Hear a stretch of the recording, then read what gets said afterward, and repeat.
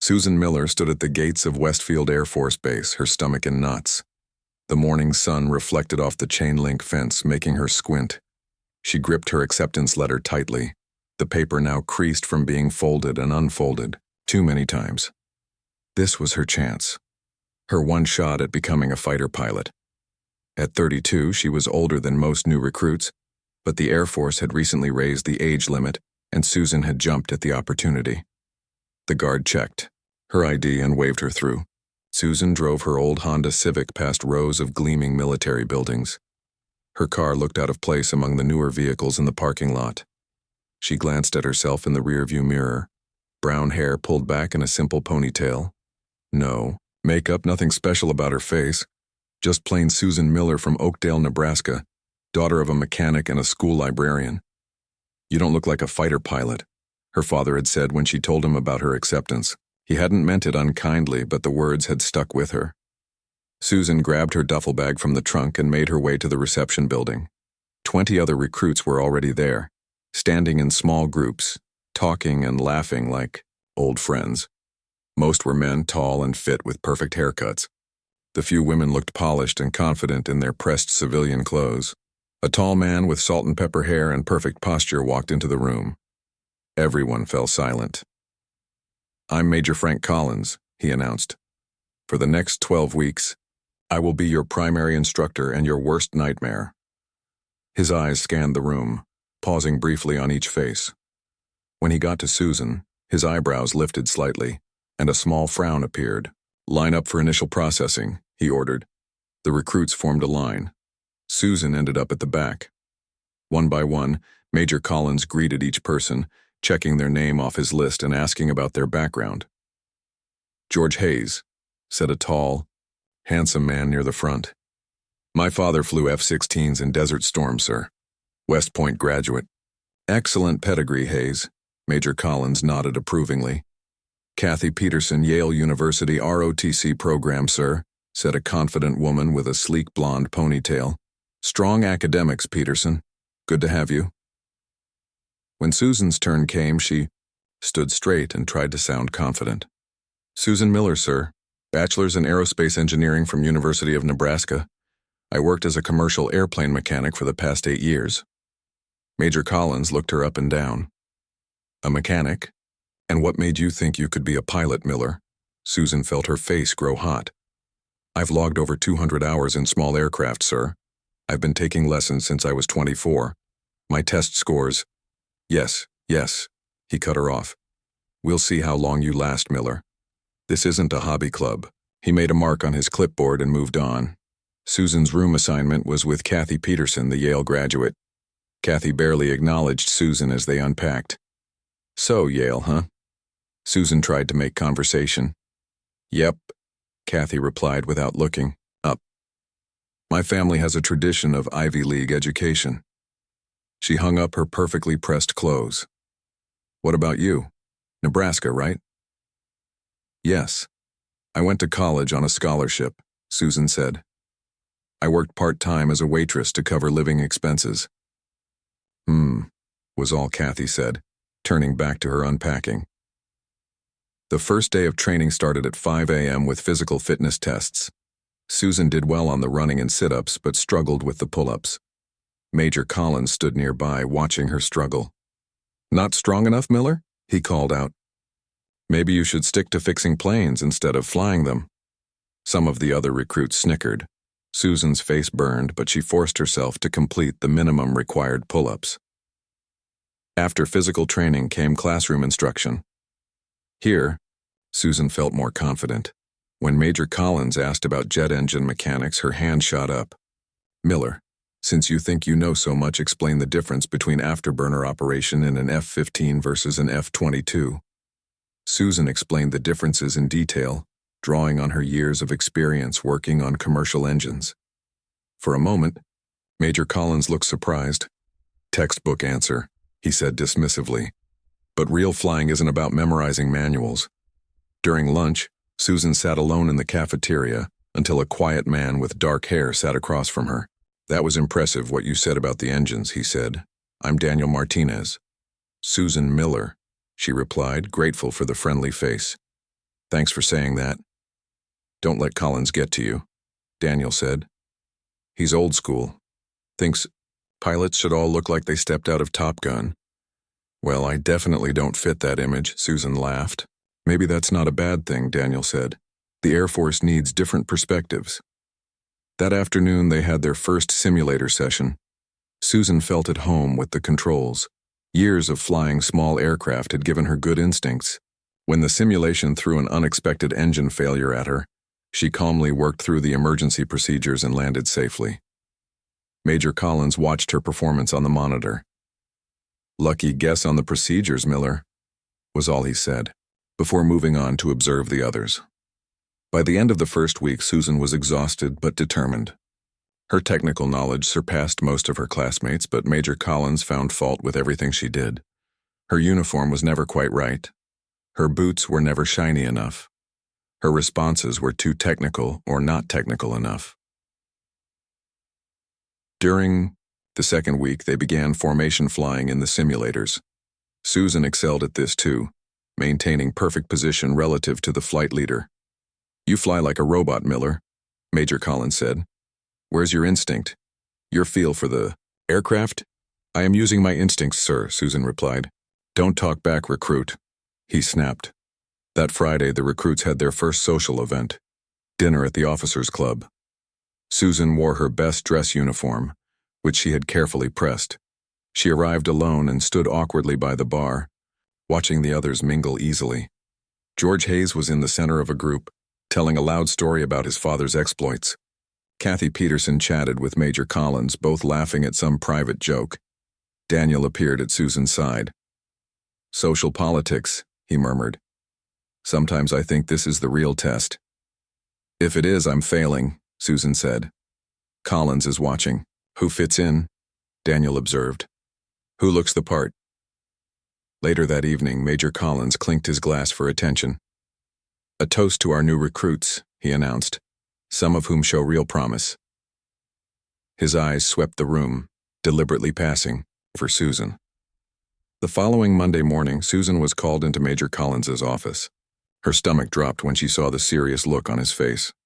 "Miller," he said without preamble, "I've reviewed your first 2 weeks of performance." "Yes, sir?" Susan stood at attention, trying to keep her voice steady. "While your technical knowledge is adequate, you lack the essential character of an Air Force pilot. You don't fit the profile. You don't inspire confidence. You don't have the presence that a combat pilot needs.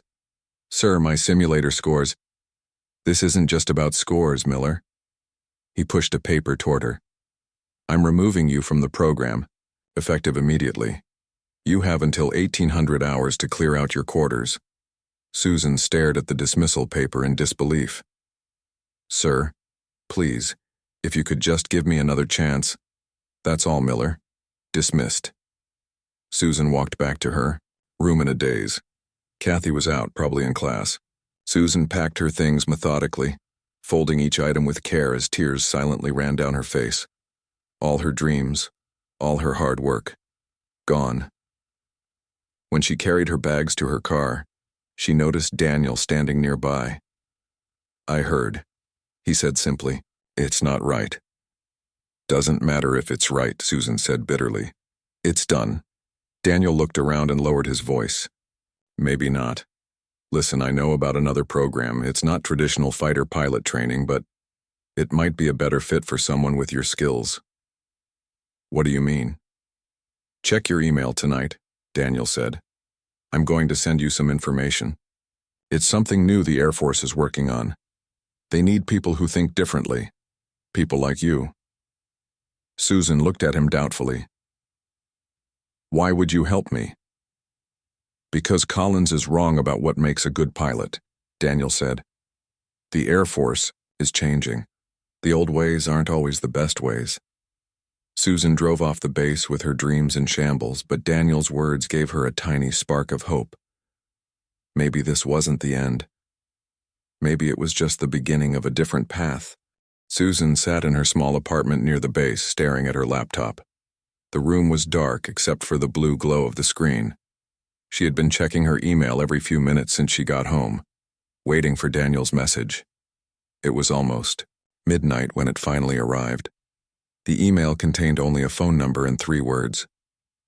Call tomorrow, 9 a.m. Susan barely slept that night. Her dreams were filled with flying, then falling, then Major Collins laughing as she plummeted toward the ground. She woke up at dawn, made a pot of strong coffee, and waited until exactly 9 a.m. to dial the number. A woman answered on the second ring. Dr. Olivia Winters. Hello, Susan said nervously. My name is Susan Miller. Daniel Martinez gave me this number. There was a pause. Yes, Daniel mentioned you. Former commercial aircraft mechanic. Aerospace engineering degree. Just removed from the Westfield pilot program. That's me, Susan said, surprised that this stranger knew so much about her. I need to ask you a few questions, Ms. Miller. These may seem odd, but please answer honestly. Dr. Winters' voice was crisp and professional. First, why do you want to fly? Susan thought for a moment. Because when I'm in the air, nothing else matters. Not how I look, not where I come from. It's just me and the machine working together. Good. Next question. If you had to choose between flying a perfect mission according to the rule book or adapting to an unexpected situation by breaking protocol, which would you choose? I'd adapt, Susan answered without hesitation. Rule books are written for normal situations. Real life rarely follows the rules. She heard Dr. Winters make a sound of approval. Last question. Do you think a pilot's job is primarily to be in control of an aircraft or to work with the aircraft? To work with it, Susan said. The best pilots understand their planes. They don't fight them or force them. They become partners. Excellent, Dr. Winters said. Ms. Miller, I'd like to invite you to visit our facility. It's called Site 8. It's about 3 hours' drive from Westfield. Can you be on the road within the hour? Susan looked around her half-unpacked apartment. Yes, I can. Good. I'm sending directions to your email now. Don't share them with anyone. When you arrive, tell the gate guard you're there to see Dr. Winters about the Synergy project. The line went dead. Susan stared at her phone for a few seconds, then jumped up to get ready. Whatever this was, it had to be better than sitting around feeling sorry for herself. The directions led Susan deep into the Nevada desert. After 2 hours on the main highway, she turned onto a smaller road, then onto what was little more than a dirt track. Just when she thought she must have made a wrong turn, she saw it, a fence topped with barbed wire and a small guardhouse. Serious-looking guard in a uniform Susan didn't recognize checked her ID and made a phone call. After a brief conversation, he opened the gate. Follow the road to the main building, he said. Someone will meet you there. Beyond the gate was a complex of low buildings that seemed to blend into the desert landscape. Susan parked her car next to several unmarked government vehicles and walked toward the largest building. A tall woman with short gray hair and sharp eyes waited at the entrance. She wore a lab coat over civilian clothes. Ms. Miller, I'm Dr. Olivia Winters. Welcome to Site 8. Dr. Winters led Susan through a series of security checkpoints and into an elevator that went down, not up. Site 8 is primarily underground, she explained. Better for security and temperature control. When the elevator doors opened, Susan gasped. They were in a massive hangar, but unlike any she had ever seen. Instead of actual aircraft, the space was filled with what looked like cockpits connected to complex computer systems. People in both military and civilian clothes worked at various stations. What is this place? Susan asked in wonder. This is the future of military aviation, Dr. Winters said with pride. The Synergy project. We're developing systems where pilots work in partnership with advanced AI to fly aircraft that would be impossible for a human to control alone.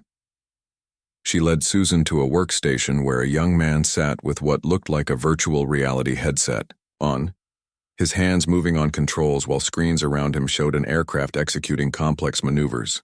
Traditional pilot training looks for people who fit a certain mold, Dr. Winters continued. We look for people who think differently, people who understand both the human and the machine aspects of flight. People like you, Susan. Me? Susan couldn't hide her surprise. But I just failed out of pilot training. Dr. Winters smiled. You didn't fail. You just didn't fit their outdated criteria. Major Collins and his kind are training pilots for yesterday's wars. We're training pilots for tomorrow's.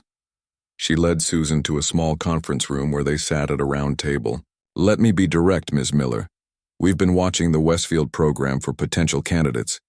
Daniel Martinez is one of our scouts.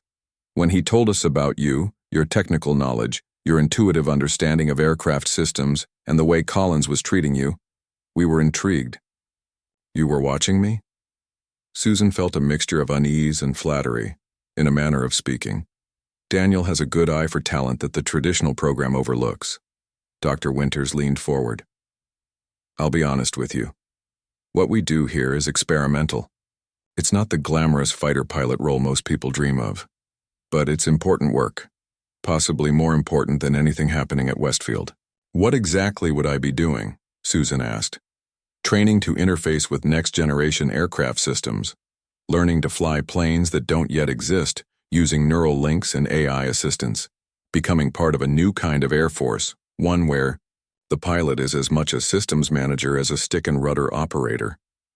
Susan thought about Major Collins and his dismissive attitude. About all the years she'd spent learning aircraft systems inside and out. About her dreams of flying that seemed to have crashed and burned just yesterday. When do I start? She asked. Dr. Winters smiled. Right now, if you're ready. The next few weeks were the most intense of Susan's life. The training at Site 8 was nothing like Westfield. There were no pre-dawn physical training sessions, no emphasis on military bearing or tradition. Instead, Susan spent hours learning to work with the neural interface systems that allowed pilots to connect directly with aircraft computers. Her days began with meditation to improve her mental focus, followed by simulator sessions where she learned to fly experimental aircraft designs using a combination of traditional controls and thought commands. Afternoons were spent in classes on advanced aerodynamics, AI systems, and quantum computing. Unlike at Westfield, Susan wasn't the outsider here. The other trainees were a diverse group, men and women of different ages, backgrounds, and personalities. What they shared was a deep understanding of technology and an openness to new ways of thinking. Susan's roommate was Linda Patel, a former NASA computer scientist who had been recruited after developing a new type of flight control algorithm. Linda was quiet and brilliant, and she and Susan quickly became friends. I heard you came from Westfield, Linda said one evening as they reviewed study materials in their shared quarters. What was it like? Susan told her about Major Collins and the traditional pilot culture. They care so much about who looks the part, she concluded. Here, nobody seems to care about that. Linda nodded. Dr. Winter says the plane doesn't care what you look like. It only cares if you understand it. 1 month into her training, Susan was already at the top of her class. Her years as a mechanic gave her insights into aircraft systems that even the engineers sometimes missed. Her experience flying small planes had taught her to feel what an aircraft was doing, not just read the instruments. Dr. Winters called Susan into her office after a particularly successful simulator session. You're progressing faster than we expected, she said. I think you're ready for the next level. She handed Susan a file labeled Classified Project Raptor Synergy. What's this? Susan asked. Your first real assignment, Dr. Winters replied. We're integrating our neural interface system with the F-22 Raptor. It's the most advanced fighter in the world, but even it has limitations based on human physiology. With our system, those limitations disappear. Susan opened the file and saw schematics for an F-22 modified with additional computer systems and neural interface connections. You want me to fly this? Eventually, yes. For now, you'll be part of the test team, working with the engineers to refine the interface. Dr. Winters looked at Susan with serious eyes. This project could change everything, Susan. It could redefine what it means to be a pilot. Susan thought about how far she had come in just a few weeks, from the crushing disappointment of being kicked out of Westfield to being on the cutting edge of aviation technology. She thought about Major Collins and what he would say if he could see her now. I won't let you down, she promised. I know you won't, Dr. Winters said with a smile. That's why you're here. 6 months flew by at Site 8. Susan mastered the neural interface systems faster than anyone expected. She spent countless hours in the simulator, learning to fly the modified F-22 with both her hands and her mind. The neural helmet let her connect directly with the plane's systems. She could feel the aircraft like it was part of her body. Susan's daily routine became intense but fulfilling. She woke at 5 a.m., not because anyone ordered her to, but because she was eager to start the day. She had breakfast with Linda and the other trainees, then spent mornings in the simulator. Afternoons were for technical briefings and system improvements. In the evenings, she studied aircraft specifications until her eyes burned. This wasn't just a job for Susan. It was everything she had ever wanted. Dr. Winters often observed Susan's simulator sessions. One day, after Susan perfectly executed a series of maneuvers that would be impossible for a traditional pilot, Dr. Winters nodded with approval. "You're ready?" she said simply. "Ready for what?" Susan asked, removing the neural helmet. "The real thing. Next week, you'll fly the actual modified F-22, not just the simulator." Susan felt a mix of excitement and fear. The simulator was one thing, but a real flight in the most advanced fighter jet in the world was something else entirely. "Don't worry," Dr. Winters said, noticing Susan's expression. "You've done this hundreds of times in the simulator. The real thing isn't that different." The day of the test flight arrived with clear blue skies over the Nevada desert. Susan went through the pre-flight checks methodically. The modified F-22 looked like a normal Raptor from the outside, but the cockpit contained the additional neural interface system she had trained with for months. Susan climbed into the cockpit with her heart pounding. This was the moment she had been working toward her whole life. She put on the special helmet that would connect her brain directly to the aircraft's systems. Neural link established, she reported as the familiar sensation of connecting with. The plane washed over her.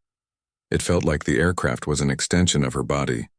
She could feel its power, its readiness to fly.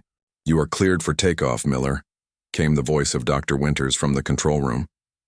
Susan took a deep breath and pushed the throttle forward. The F-22 responded instantly, racing down the runway. She pulled back on the stick and felt the exhilaration as the plane leaped into the air. Through the neural link, she could sense every aspect of the aircraft's performance: the rush of air over the wings, the perfect balance of the control surfaces, the immense power of the engines. "How does it feel?" Dr. Winters asked over the radio. "It feels right," Susan replied, executing a gentle turn, "like I've been flying this plane all my life." For the next hour, Susan put the F-22 through a series of increasingly complex maneuvers. The neural link allowed her to react with superhuman speed and precision. She could think a command, and the plane would respond instantly. "Your readings are off the charts," Dr. Winters said excitedly. "You're outperforming all our previous test pilots." Susan smiled inside her helmet. This was what she was born to do. Not parade around in a perfectly pressed uniform or fit some outdated image of what a pilot should be. This was real flying, She completed the test flight profile. Susan felt a sense of peace she had never known before. Up here, nobody cared about her plain looks or her background. All that mattered was her skill and her connection with the aircraft. "Begin your return to base," Dr. Winters instructed. Susan banked the F-22 toward Site 8 and began her descent. That's when she first noticed something was wrong. A warning light flashed on her display. "Control, I'm getting a system alert," she reported. "The neural interface is showing instability." "We see it," Dr. Winters responded, her voice tense. "It looks like a software conflict between the neural system and the plane's original flight computer. Try switching to backup control mode." Susan reached for the switch, but before she could flip it, the neural helmet sent a surge of feedback into her brain. She gasped in pain as her vision blurred. The F-22 lurched in the air, no longer responding correctly to her commands. "Neural link is failing," she managed to say through gritted teeth. "I'm losing control of the aircraft." "Eject, Susan," Dr. Winters ordered. "Get out now." Susan's hand moved toward the ejection handle, but she hesitated. If she ejected, The wall F-22 would crash. Months of work and millions of dollars would be lost. And with the malfunctioning systems, who knew where it might crash or what damage it might cause? I can save it, she decided.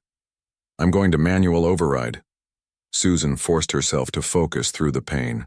She flipped the switch that disconnected the neural interface, feeling a strange emptiness as her mind separated from the aircraft's systems. Now she was flying with just her hands and the basic controls, like a traditional pilot. But the F-22 was designed to be flown with computer assistance.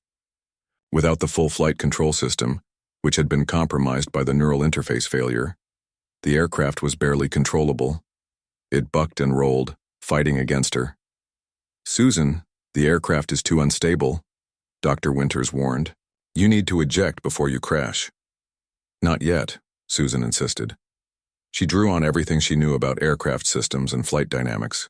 Her years as a mechanic gave her insight into how the F-22's systems worked. Her time in small planes had taught her how to feel an aircraft's movements and respond instinctively. Slowly, painfully, she brought the F-22 under control. The plane was still damaged, still dangerous, but she was flying it. I've got it stabilized, she reported. But the landing gear won't deploy and the main flight computer is locked up. I need to land it now before something else fails. Can you make it back to Site 8? Dr. Winters asked. Susan checked her fuel gauge and the aircraft's condition. Negative. There's not enough time. I need to find somewhere closer. She scanned the terrain below. Miles of empty desert, mountains in the distance, and then she saw it. A long, straight stretch of runway. I see a landing site, she reported. Looks like a military airfield. There was a pause from the control room. Then Dr. Winters spoke, with concern in her voice. That's Westfield Base, Susan. Are you sure you want to land there? Susan felt a chill run through her. Westfield, where Major Collins had humiliated her and kicked her out just 6 months ago, where she had been told she didn't have what it takes to be a pilot. It's my only option, she said firmly. I'm making an emergency landing at Westfield. Understood, Dr. Winters replied. I'll alert their control tower. Be careful, Susan. Susan took a deep breath and banked the damaged F-22 toward Westfield Base. The irony wasn't lost on her. She had left that place in shame, told she would never be a real pilot. Now she was returning in the most advanced fighter jet in the world, about to attempt a landing that most pilots would consider impossible. As she approached the base, she keyed her radio to the Westfield frequency.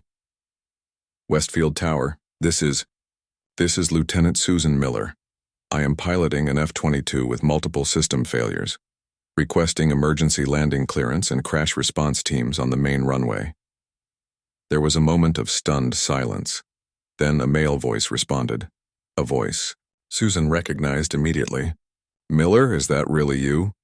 Major Collins asked in disbelief. Yes, sir, Susan replied, fighting to keep the damaged aircraft level as she lined up with the runway. I need that clearance now, sir. This plane isn't going to stay airborne much longer. She could almost picture Major Collins' face, struggling to process that the recruit he had dismissed was now calling for emergency landing clearance in an F-22. Clearance granted, he finally said. All traffic is being diverted. Crash teams are on their way to the runway. Susan focused all her attention on the approaching runway. Without landing gear, she would have to belly land the F-22, one of the most difficult maneuvers a pilot could attempt. And she would have to do it with damaged flight controls in front of the very people who had said she wasn't good enough. Here goes nothing, she whispered to herself as the runway rushed up to meet her. Susan's hands gripped the controls of the damaged F-22 as the runway of Westfield Base grew larger in her view. Sweat dripped down her face inside the helmet. The jet shuddered and fought against her commands. Without landing gear, she would have to land the $150 million aircraft on its belly, a maneuver she had never practiced, not even in simulations. Tower, this is Miller, she said into her radio. I'm coming in hot. The aircraft is very unstable. All personnel should stay well back. Understood, Miller, Major Collins replied, his voice tense. The runway is clear. Fire crews are standing. Bye. Susan's mind raced through everything she knew about belly landings. She needed to come in as slow as possible without stalling. She needed to keep the wings level. Most importantly, she needed to touch down as gently as possible to avoid setting off the weapon systems or fuel tanks. The base grew closer. Susan could see tiny figures rushing around the edges of the runway. Word must have spread quickly about the emergency landing. She wondered if the current class of pilot trainees was watching. What would they think when they saw her name painted on the side of the cockpit? Focus, she told herself firmly. This isn't about them. This is about saving this aircraft. The F-22 dropped lower. Susan fought to keep it steady as warning alarms blared in the cockpit. The flight computer continued to flash error messages.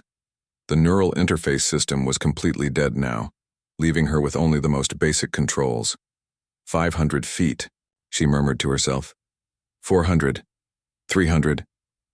The runway stretched out before her. Susan cut the power to the engines just before touchdown, not wanting their thrust to cause the plane to bounce. The F-22 floated the last few feet, then touched down on its belly with a horrible screech of metal against concrete. Sparks flew past the cockpit as the fighter jet scraped along the runway at over 100 miles per hour. The noise was deafening, a shriek of tortured metal that seemed to go on forever. Susan held the stick firmly, keeping the wings level as the plane slid forward. If one wing dipped and caught on the ground, the F-22 would cartwheel and break apart. Gradually, the fighter jet slowed. The screeching diminished as friction drained away the aircraft's speed. Finally, after what seemed like an eternity, the F-22 came to a complete stop in the middle of the runway. Smoke rose from its underside, but there were no flames. Susan sat perfectly still for a moment, hardly believing she had done it. She had just successfully belly-landed an F-22 with malfunctioning controls. Her hands trembled as she began the shutdown procedure. "Tower, this is Miller," she reported. "Aircraft is down and secure. No fire. I'm shutting down all systems now." "Copy that, Miller," Major Collins responded, sounding stunned. "Emergency crews are approaching. Stay in the aircraft until they arrive." Susan carefully removed the neural interface helmet and set it aside. Her head ached from the feedback surge, but the pain was nothing compared to the relief of being alive and having saved the aircraft. She disconnected her oxygen and unfastened her harness, waiting for the emergency crews to reach her. Through the cockpit glass, she could see fire trucks and ambulances racing toward her from both ends of the runway. Behind them, a crowd had gathered at a safe distance. She recognized the blue uniforms of pilot trainees among them. The emergency crews reached the F-22 and approached cautiously. A firefighter in a silver protective suit climbed up to the cockpit and signaled for her to open the canopy. Susan activated the manual release and the canopy slowly lifted. "Are you injured, ma'am?" the firefighter asked. "I'm fine," Susan replied. "Just a headache. The aircraft needs to be secured, though. There are special systems on board." She climbed out of the cockpit, wincing as her stiff muscles protested. Her flight suit was soaked with sweat. She removed her helmet and shook out her simple brown ponytail, feeling oddly self-conscious. She was aware of how plain she looked compared to the dramatic landing she had just performed. A medical team rushed up with a stretcher, but Susan waved them away. "I can walk," she insisted. "The plane needs more attention than I do." As she climbed down from the aircraft, she saw a group of officers hurrying across the tarmac toward her. At their head was Major Frank Collins, his face a mask of confusion and disbelief. "Miller?" he said as he reached her. "What in God's name are you doing piloting an F-22? You washed out of basic flight training 6 months ago." Before Susan could answer, another vehicle screeched to a halt nearby. Dr. Winters jumped out, followed by a team of technicians in civilian clothes. She rushed over to Susan. "Are you all right?" she asked urgently. "I'm fine," Susan assured her. "The plane is damaged, but intact. The neural interface completely failed, but I managed to get it down." Dr. Winters nodded, then turned to Major Collins. "Major, I'm Dr. Olivia Winters. This aircraft and its pilot are part of a classified program. I need your cooperation in securing the area and keeping this quiet." Major Collins looked from Dr. Winters to Susan and back again. "Would someone please explain what's going on? How is Miller flying our most advanced fighter jet when she couldn't even complete basic training? That's classified, Dr. Winters said firmly. Then she smiled slightly. But I think what Lieutenant Miller just demonstrated speaks for itself, doesn't it? Susan stood straighter, feeling a surge of pride at Dr. Winters' words. She looked directly at Major Collins, no longer intimidated by him.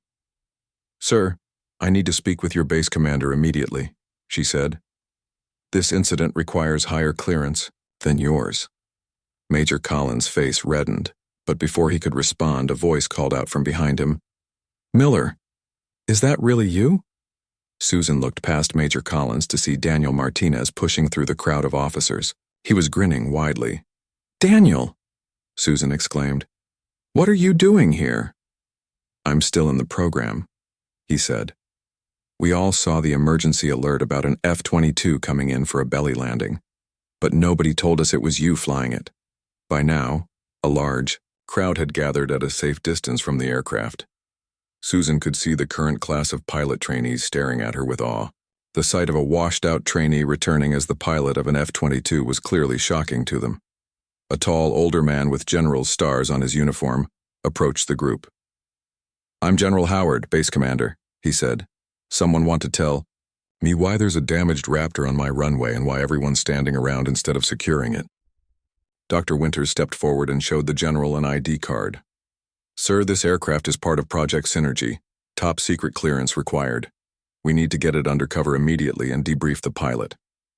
General Howard studied the ID, then nodded. Major Collins, clear everyone back. Get that aircraft towed to Hangar 7 and establish a security perimeter. No one without top secret clearance gets near it. Yes, sir, Major Collins replied stiffly. He gave Susan one last bewildered look before moving to carry out the orders. General Howard turned to Susan. And you must be the pilot who pulled off that landing.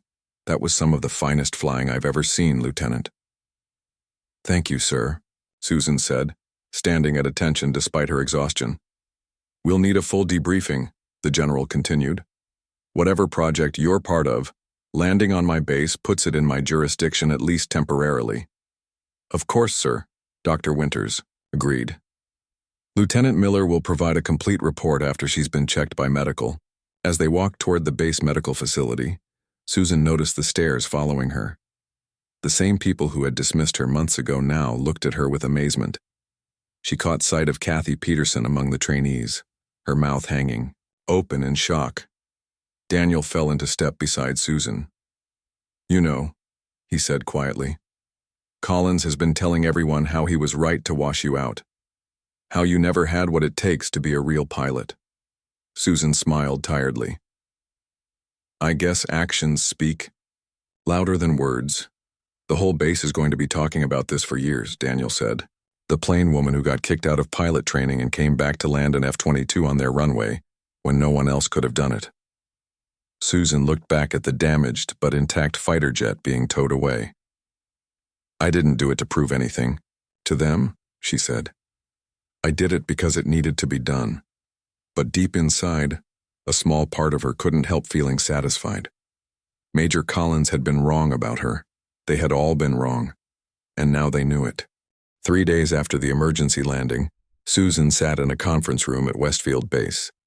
The room was filled with high-ranking officers, engineers, and officials from Washington. Dr. Winters sat beside her, calmly explaining the Synergy project to the assembled group. The neural interface system allows pilots to control aircraft with unprecedented precision, Dr. Winters said. Lieutenant Miller has demonstrated skill levels that exceed our highest expectations. Susan tried not to fidget as all eyes in the room turned to her. She was still not used to being the center of attention. She wore a standard Air Force uniform now, not the specialized flight suit from Site 8. Her brown hair was pulled back in, its usual simple ponytail. General Howard, the Westfield base commander, leaned forward. And the system failure? What caused it? Dr. Winters nodded to an engineer who brought up technical diagrams on a screen. We've completed our analysis of the damaged F-22. The neural interface conflicted with a recent software update to the aircraft's original systems. It was an unforeseen compatibility issue. That doesn't sound very reassuring, said a stern-looking woman in a civilian suit who had been introduced as the Secretary of the Air Force. It was a fixable problem. Susan spoke up, surprising herself with her confidence. The neural interface is groundbreaking technology. Some issues are to be expected during testing. The secretary turned her gaze to Susan. Lieutenant Miller, your landing of that aircraft was remarkable. Every expert we've consulted says the same thing. No conventional pilot could have done what you did. Susan felt her face grow warm. Thank you, ma'am, but I was just doing my job. Which brings us to an important decision, General Howard said. The Synergy project clearly has merit, but Dr. Winter's team has been operating with minimal oversight. After this incident, that needs to change. Dr. Winters stiffened beside Susan. Sir, we've made extraordinary progress precisely because we've been free to innovate without bureaucratic interference. The Secretary of the Air Force raised her hand to quiet the discussion. We're not shutting down the project, Dr. Winters. But in light of Lieutenant Miller's demonstration of the system's potential and its current limitations, we believe the program should be expanded and brought into the mainstream of Air Force training. Susan blinked in surprise. This was not what she had expected. What exactly are you proposing, Madam Secretary? Dr. Winters asked cautiously. A new training division here at Westfield, the Secretary replied. The best of both worlds, traditional pilot training alongside the neural interface technology. We want pilots who can do both, like Lieutenant Miller proved she could. General Howard nodded. The ability to fly an advanced aircraft even when its computer systems fail is exactly what we need. Lieutenant Miller's background as both a mechanic and a pilot gave her insights that saved that plane. We need more pilots with that kind of comprehensive understanding. Susan could hardly believe what she was hearing. They wanted to create a whole new program based on what she had done. The meeting continued for another hour as details were discussed. Susan found herself being asked for input on how the training should be structured. Her suggestions were met with serious consideration from people whose rank would have intimidated her just a few months ago. When the meeting finally ended, the Secretary of the Air Force approached Susan. Lieutenant Miller, we'd like you to take a leading role in this new program. Your unique perspective and proven abilities make you the ideal person to help select and train candidates. Susan looked to Dr. Winters, who smiled and nodded encouragingly. It's a good opportunity, Susan. You'd be perfect for it. I'd be honored, Madam Secretary, Susan replied, trying to keep her voice steady. As the room cleared out, Major Collins approached Susan. His face was a mix of emotions, embarrassment, confusion, and a grudging respect. Lieutenant Miller, he said stiffly, I owe you an apology. Susan was surprised. She had expected many things from Major Collins, but not an apology. I made a serious error in judgment when I removed you from the program, he continued. I was looking for a certain type of pilot, and I failed to recognize your potential. Susan took a deep breath. Thank you for saying that, sir, but in a way you did me a favor. If I hadn't been kicked out of your program, I might never have found my way to the Synergy project. Major Collins nodded slowly. Perhaps, but my job is to identify and develop the best pilots for the Air Force. I missed something important with you, and that's on me. He extended his hand. Susan hesitated for a moment, then shook it firmly. I'll be working with you on the new program. Major, Collins said. General Howard wants me to bring my traditional training expertise to complement the new technology. I hope we can work together effectively. So do I, sir, Susan replied honestly. After Major Collins left, Daniel Martinez entered the room with a broad smile. Lieutenant Miller, the woman of the hour, Susan laughed. Don't you start too, everyone's treating me like some kind of hero. You are a hero, Daniel said seriously. Do you know how many of the trainees have asked me about you? Especially the women.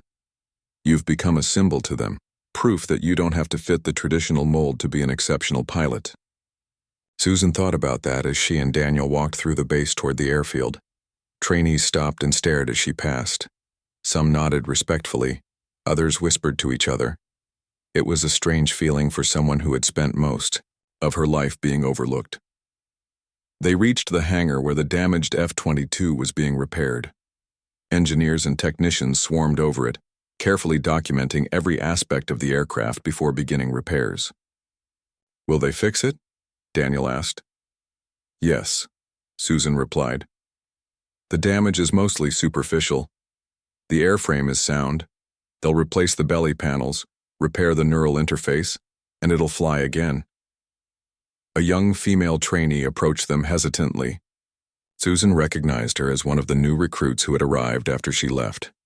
"Excuse me, Lieutenant Miller," the young woman said nervously. "I just wanted to say that what you did was amazing. I've been struggling with some of the training and everyone keeps telling me I don't have the right instincts. But hearing about you makes me think maybe I just have different instincts." Susan smiled at her. "What's your name?" "Lisa Allen, ma'am." "Well, Lisa, let me tell you something I wish someone had told me. There's more than one way to be a good pilot. The plane doesn't care what you look like or where you came from, it only cares that you understand it and respect it." Lisa's eyes widened. "That's exactly how I feel. I love the technical aspects of flying, but Major Collins says I overthink everything." Susan glanced at Daniel, who was trying not to smile. "Tell you what, Lisa, when this new program gets up and running, I'd like you to be one of the first candidates we consider. We need pilots who think deeply about what they're doing." Lisa looked like she might burst with excitement. "Thank you. Ma'am, I won't let you down." As Lisa hurried away, Daniel chuckled. "Look at you, inspiring the next generation already." Susan watched the young trainee go, remembering how it felt to be dismissed and underestimated. "Everyone deserves a fair chance to prove themselves," she said quietly.